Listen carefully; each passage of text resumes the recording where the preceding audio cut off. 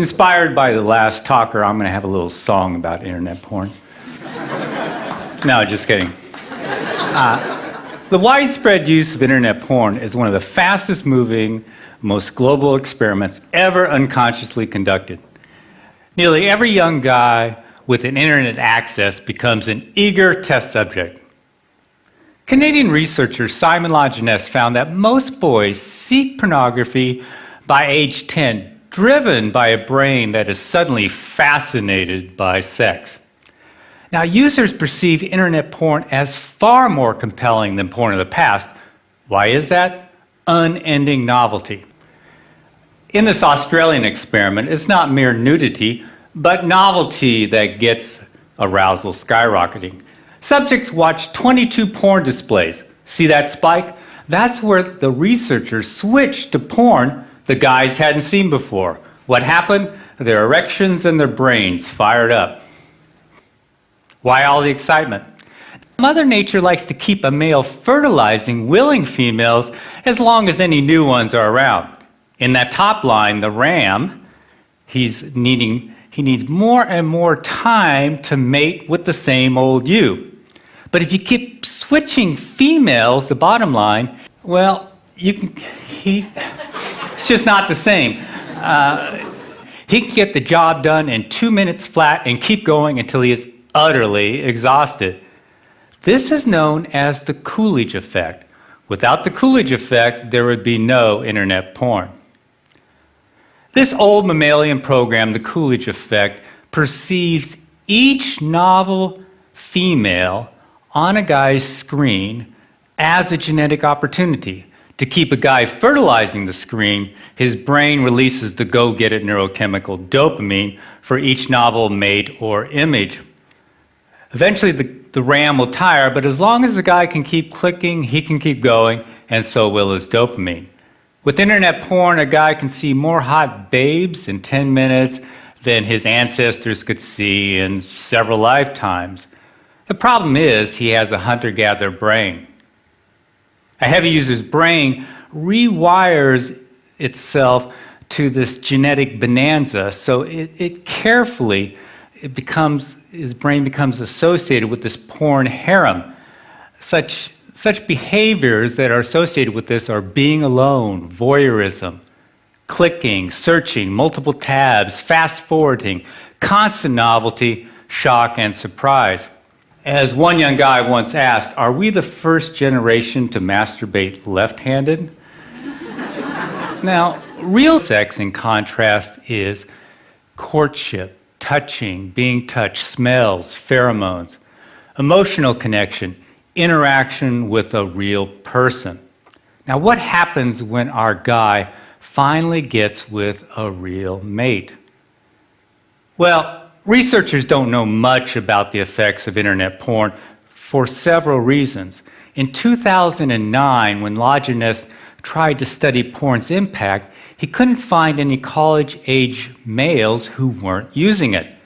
So the first serious dilemma is that studies have no control groups. Now, this creates a huge blind spot. Imagine if all guys started smoking at age 10 and there were no groups that didn't. We would think that lung cancer is normal for all guys. Undaunted by his lack of non-users, Lajeunesse asked 20 male students, is internet porn affecting you or your attitudes towards women?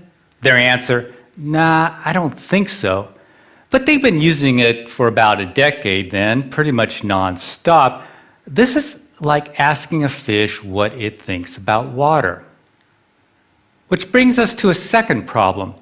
Now, researchers haven't asked porn users about the symptoms Zimbardo described in The Demise of Guys. Arousal addiction symptoms are easily mistaken for such things as ADHD, social anxiety, depression, concentration problems, performance anxiety, OCD, and a host of others. Now, healthcare providers often assume that these conditions are primary, perhaps the cause of addiction, but never really the result of an addiction. As a consequence, they often medicate these guys without really inquiring about if they have an internet addiction. So guys never realized that they could overcome these symptoms simply by changing their behavior. Now, the third problem is it's hard to believe that sexual activity can cause addiction because sex is healthy.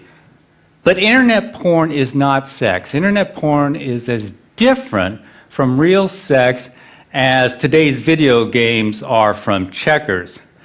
Watching a screen full of naked body parts won't automatically protect one from arousal addiction. In this Dutch study, here's the title, they found that, in fact, of all activities on the internet, porn has the most potential to become addictive. Here's why.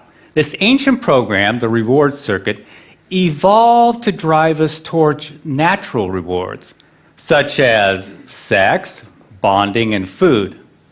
As a consequence, extreme versions of natural rewards have a unique ability to capture us. For example, high-calorie foods or hot, novel babes give us extra dopamine.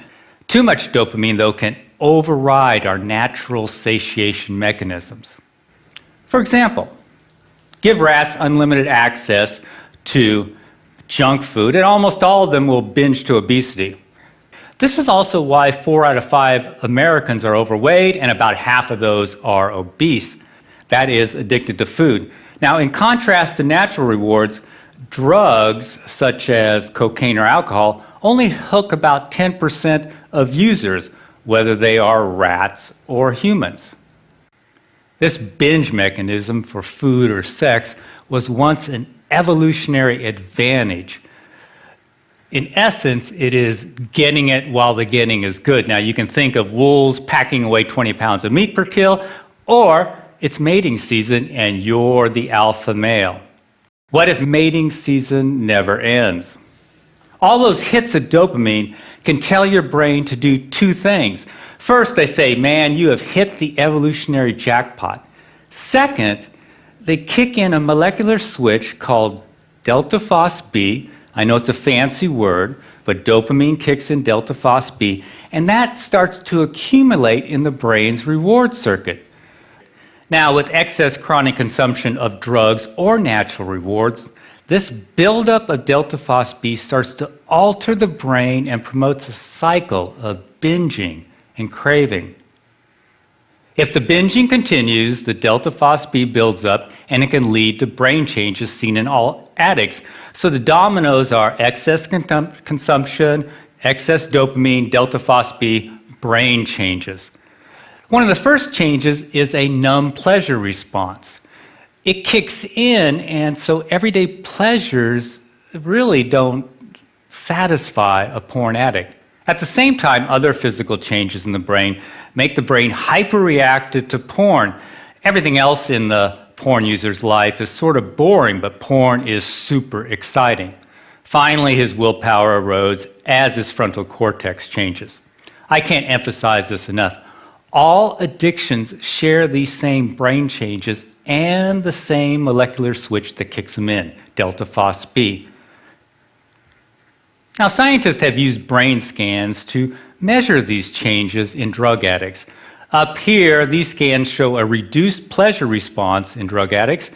These and several other changes have also been seen in gambling addicts, food addicts, very recently in video game addicts, and now in internet addicts. I apologize for filling up this slide with brain studies. Just notice the dates, but I want you to know that they exist. So far, all brain research points in only one direction. Constant novelty at a click can cause addiction. Now, we know this because when scientists examined former internet addicts, they found that these brain changes were reversing themselves. Unfortunately, none of these studies isolate porn users, but they do include them. Here's the game changer. At last, we have a group of guys who are no longer using internet porn. That's right, heavy users are voluntarily giving it up by the thousands.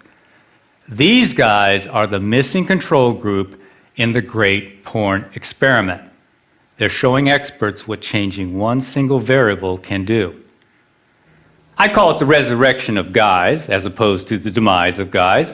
Now, before I continue, you probably want to know why any porn-loving guy in his right mind would give it up. 2 words: erectile dysfunction.